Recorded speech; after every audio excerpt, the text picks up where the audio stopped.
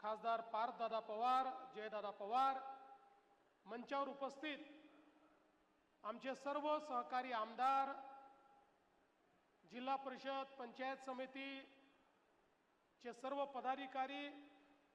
लोकप्रतिनिधी आणि उपस्थित सर्व भगिनी आणि बंधूंनो, खरं म्हणजे सर्वात पहिल्यांदा मी विविध पक्षांचे आभार मानेन की या सर्व पक्षांनी हा निर्णय केला की अजितदादांच्या पश्चात ही निवडणूक होते आणि महाराष्ट्राच्या संस्कृतीमध्ये आपण अनेक वेळा हे बघितलेलं आहे की अशा प्रकारचे ज्येष्ठ नेते, मोठे नेते हे आपल्यातनं निघून गेल्यानंतर होणारी पोटनिवडणूक ही साधारणपणे आपण बिनविरोध त्या ठिकाणी करतो आणि म्हणूनच मी शरद पवार साहेबांचे देखील आभार मानतो। कालही त्यांनी मला फोन केला आणि सांगितलं तुम्ही बारामतीला चाललात, आमचं पूर्ण समर्थन हे सुनेत्राताईंना आहे। ज्यावेळी या ठिकाणी वेगवेगळे फॉर्म पडले होते त्यावेळी काँग्रेसच्या प्रदेश अध्यक्षांना धनंजय मुंडेजींनी माझा फोन लावून दिला। त्यांना मी विनंती केली की महाराष्ट्राच्या संस्कृतीला साजेसं आपण या ठिकाणी काम करावं आणि माझ्यासहित अनेक लोकांनी विनंती केल्यानंतर काँग्रेस पक्षाने देखील हा निर्णय घेतला की आपण उमेदवार उभा करणार नाही आणि म्हणून आज या ठिकाणी सर्वांनी ज्या उमेदवाराला समर्थन दिलेलं आहे अशा प्रकारच्या उमेदवार आमच्या सुनेत्रा वहिनी पवार या ठिकाणी आहेत आणि म्हणून या सर्वांचं मी अतिशय मनापासून आभार मानतो। खरं तर या सभेकरता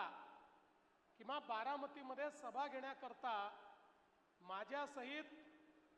या मंचावरचं कोणीही आलं नसतं तरी देखील तुम्ही रेकॉर्ड मतांनी वहिनींना निवडून दिलं असतं। पण आमच्याकरता ही निवडणूक नाहीये, आमच्याकरता दादांच्या स्मृतीचा यज्ञ सुरू आहे आणि या यज्ञामध्ये आपली आहुती जर टाकली नाही तर आम्हाला जन्मभर हे वाटलं असतं की काहीतरी राहून गेलाय। कारण आपल्याला कल्पना आहे यज्ञामध्ये जर आहुती टाकली नाही तरी यज्ञ होतो, पण आपल्या मनाला रुखरुख राहते की आपण ती आहुती टाकू शकलो नाही आणि म्हणून ती आहुती टाकण्याकरता, दादांच्या स्मृती जपण्याकरता, त्या स्मृतीला उजाळा देण्याकरता, त्या स्मृतींना वंदना देण्याकरता खरं म्हणजे या ठिकाणी आम्ही आलो आहोत। आणि माझी बारामतीच्या सगळ्या मतदारांनाही विनंती आहे,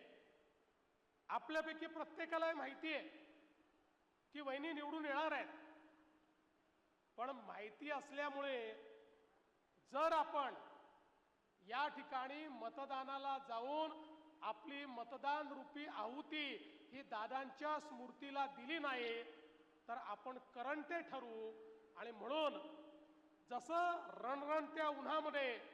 आपण सगळे लोक या ठिकाणी या सांगता सभेकरता उपस्थित झालात, हीच अपेक्षा आहे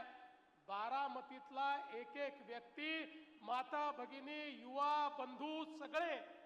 या ठिकाणी 23 तारखेला मतदानाला जातील। आणि आजपर्यंत बारामतीमध्ये महाराष्ट्रातले रेकॉर्ड हे दादा करत होते, दादांच्या पश्चात वहिनींचा रेकॉर्ड हा आता बारामतीकरांना या ठिकाणी करून दाखवायचा आहे आणि म्हणून ही निवडणूक अत्यंत महत्त्वाची आहे। खरं म्हणजे दादांच्या पश्चात अतिशय दुःखात असताना देखील आपलं दुःख बाजूला ठेवून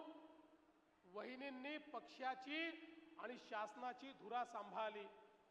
हे कठीण काम होतं, पण आपल्या समोर